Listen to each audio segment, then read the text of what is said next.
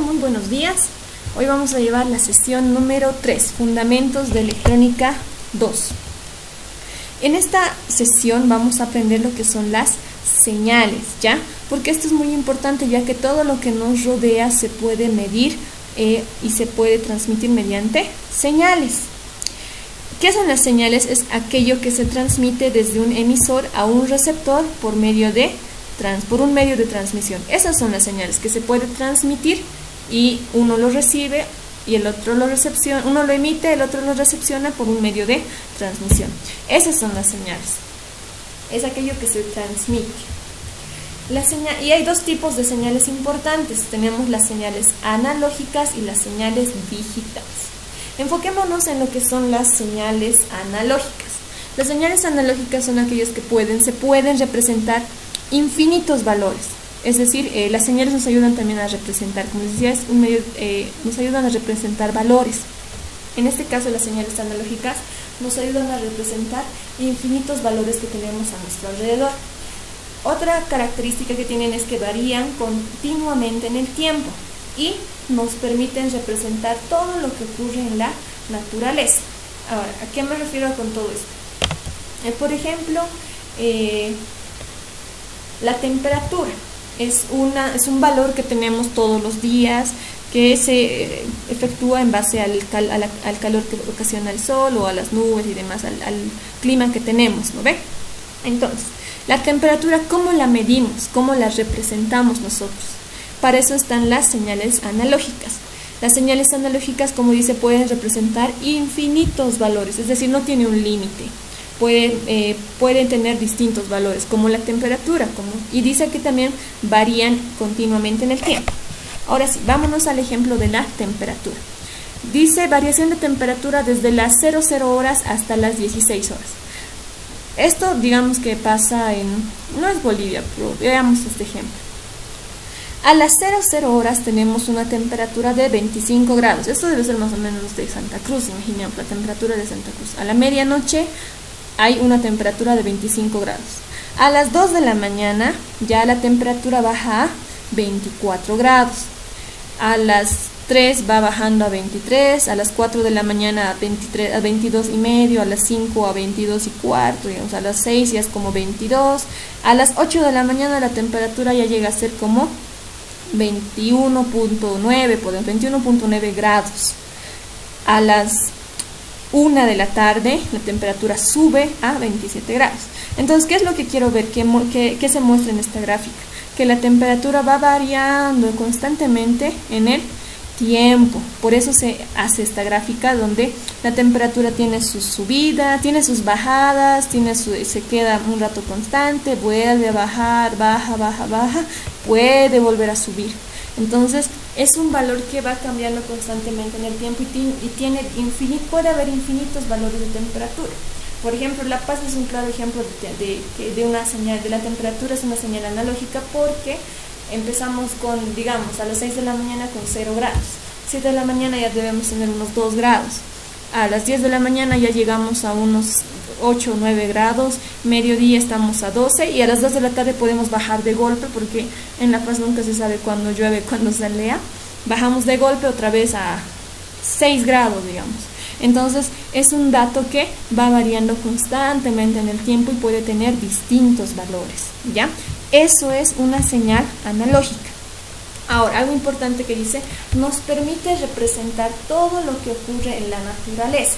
Es decir, que podemos representar distintos componentes de que nos rodean en la naturaleza con señales analógicas. Por ejemplo, la humedad se puede medir con señales analógicas, se puede representar con señales analógicas.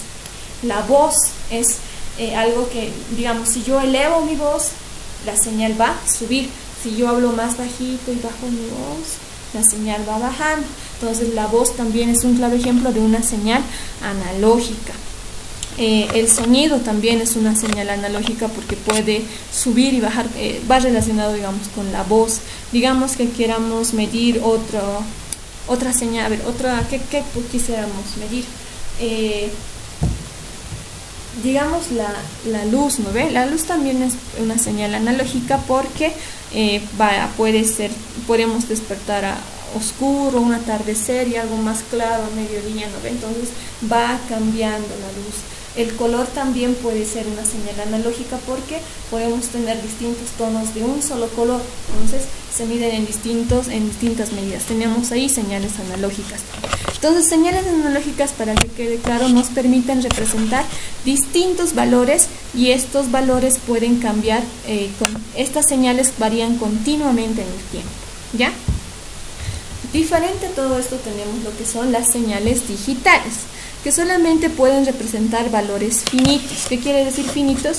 Que solamente tienes dos opciones, un encendido y un apagado, digamos. O sea, solamente tienes dos valores, puede estar en 1 o puede estar en 0. No hay otro valor que pueda adoptar esta señal digital, es decir, dos estados, encendido, apagado, 1 o 0,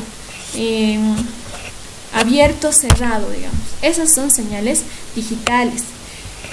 Dice, el valor se mantiene por un tiempo determinado, es decir, que no cambia como la temperatura, digamos, a las 5, digamos 5 grados, 6 grados, 7 grados, 8 grados, no. Puede estar, digamos, si convirtiéramos la temperatura en una señal digital, diríamos 10 grados toda la mañana y luego baja a 0 grados toda la noche. Entonces, solo hay dos valores, no hay más. No está permitido tener más valores en señales digitales, solamente son dos. Y estas señales digitales son principalmente utilizados en los sistemas electrónicos. Entonces, por eso ahora hablamos de la era digital. Y porque todo lo que son señales analógicas ahora se están convirtiendo en señales digitales. Por ejemplo, el reloj antes era el reloj nos mostraba así todas las horas, los minutos, hasta los segundos, de los segundos, los segundos, ¿no ve? En cambio ahora ya tenemos relojes digitales donde solamente tenemos números que van cambiando directamente. Entonces la televisión, la computadora ya funcionan con señales digitales porque es más fácil trabajarlo ya que solamente tienes dos valores. Y la gráfica de una señal digital podría ser esto. Una señal digital, un ejemplo sería el estado de un foco de luz. Por ejemplo, el interruptor que tenemos en casa para encender el foco. Ese manda señales digitales. ¿Por qué? O bien lo apaga el foco o bien lo enciende. No hay nivel intermedio, ¿no ve? Entonces ponemos el interruptor de un lado, se enciende el foco. Puede estar encendido por 2, 3, 4 horas como ustedes quieran. En este caso está encendido por 2 horas. Luego se apaga y se baja directamente y está apagado por 1 hora, se vuelve a encender por otra hora y se termina apagando. Entonces las señales digitales siempre van a adoptar estas gráficas de como cuadrados donde se dice que tenemos encendido o apagado. Otro ejemplo que me daban era una puerta, ¿no ve? Donde esas que funcionan con el botoncito donde la presionamos y abre la puerta. Las chapas eléctricas. Presionamos el botón, se abren las puertas. Soltamos el botón, se cierra, ¿no ve?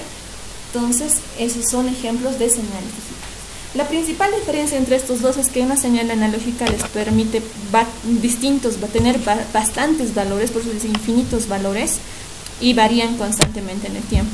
En cambio, una señal digital solamente tiene dos valores, unos y ceros, y puede mantenerse en un tiempo determinado. Ya, esas son las principales dos diferencias. Ejemplos de señales analógicas, les decía la temperatura, porque varía constantemente en el tiempo. La humedad también, porque igual en Santa Cruz, en Cochabamba, digamos, se tiene bastante humedad. En la mañana se despierta con full humedad, pero en la tarde ya va bajando. Entonces, es una señal analógica porque tiene distintos valores. La voz también es una señal analógica porque a medida que subimos o bajamos, nuestra voz va mostrándonos distintos valores y se puede transmitir mediante señales analógicas. Y con ejemplos de señales digitales ya les mencionaba un interruptor de luz, una chapa eléctrica, un sensor de presencia, por ejemplo, es señal digital porque solamente se enciende cuando detecta presencia o apaga cuando no hay presencia. Solamente tiene dos estados, o reconoce que hay presencia o no reconoce, no hay un nivel intermedio, ¿ya? Esos serían algunos ejemplos de señales digitales. Ahora, en relación a los proyectos que tenemos que realizar para el final de este curso, ya les había hablado del Design Thinking, donde el primero era socializar, empatizar las causas que ocasionan un problema. Entonces yo sé que ustedes ya han vivido, han tenido experiencias o han visto causas de problemas, por ejemplo problemas sociales como ser el tráfico de personas, los secuestros, la desaparición de niños, la violencia. En proyectos relacionados a medicina podemos tener la mala atención, la tardanza en la atención a las personas enfermas. En relación a sociedad, en medio ambiente, digamos, la sequía, podemos tener principalmente eso, ¿no? La sequía. Entonces lo que quiero que ustedes hagan es elaborar un árbol de problemas relacionado al problema que ustedes escojan, ¿ya? ¿Cómo lo van a hacer? Tenemos esta imagen. El primer paso es anotar el problema central. Ustedes ya van a identificar su problema. En mi caso, digamos, los secuestros, la desaparición de personas. Ese es mi problema. Desaparición de problemas. Dice, el segundo paso es anota todos los... el problema central se va a anotar en el tronco del árbol. El segundo paso dice, anota todos los efectos del problema en una rama diferente. También puedes incluir otras consecuencias menores que pueden surgir debido a efectos principales. Todos los efectos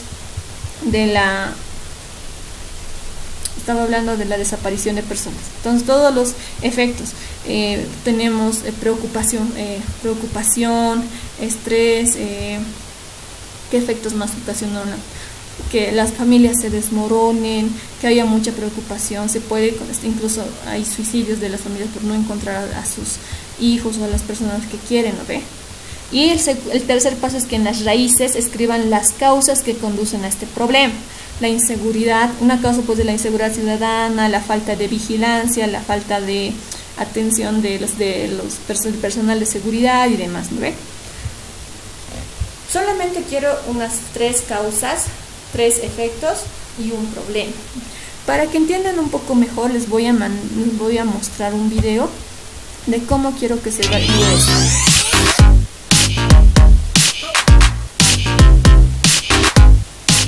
Árbol de problemas. Es una técnica que se utiliza para identificar causas y efectos de un problema previamente identificado. Antes de llevar a la práctica esta técnica, denme un segundito, voy a mejorar la calidad. Está en una calidad muy baja. Volvamos a empezar. Árbol de problemas. Es una técnica que se utiliza para identificar causas y efectos de un problema previamente identificado. Antes de llevar a la práctica esta técnica, conozcamos las partes de un árbol de problemas. El problema es una situación o conjunto de hechos que genera retos y dificultades para lograr algo en específico y que afecta a una determinada comunidad o grupo. Existen diversos retos en distintas áreas de la vida y en ámbitos como el social, ambiental, económico, tecnológico, educativo, etc. Por ejemplo, social, violencia, pobreza, inseguridad. Ambiental, inundaciones, sequías, basura en el barrio, escasez de agua. Educación, accesibilidad a escuelas, brecha digital para la educación virtual, etc. Causas, se refiere al origen del problema identificado, es decir, las condiciones que determinan o influyen en la aparición del problema. Efectos, se refiere a la consecuencia e impacto producidas por el problema.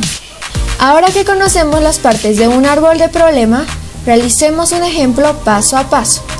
Paso 1. Anotamos el problema central en el tronco del árbol. Por ejemplo, muchos estudiantes no están asistiendo a sus clases virtuales en pandemia. Paso 2. Anotamos todos los efectos del problema en una rama diferente. Deserción escolar, rezago en los aprendizajes, pocas oportunidades educativas a futuro. Paso 3. Escribe las causas que conducen al problema. Servicio de internet poco accesible, falta de habilidades digitales, falta de dispositivos electrónicos. Idea, construye y programa aplicaciones. Y como podemos ver, así es como quiero que elaboren sus problemas, ¿ya? Obviamente de este problema que ustedes vayan a escoger, ya vamos a empezar a idear soluciones, a hacer prototipos y poder probarlos, ¿ya? Eso es lo que se busca con todo esto. Entonces con eso estaríamos terminando la clase del día de hoy. La tarea queda es realizar un árbol de problemas donde ustedes identifiquen el problema, las causas y los efectos. Pueden dibujarlo en una hoja de papel y escribirlo, sacarle una fotito y subirlo al enlace que les voy a enviar al grupo de WhatsApp, o pueden hacerlo directamente en Word o en Paint o donde ustedes quieran y me pasan, lo suben el documento, ¿ya? Entonces hasta ahí terminaríamos la clase del día de hoy. Que tengan muy buenos días y cuídense mucho.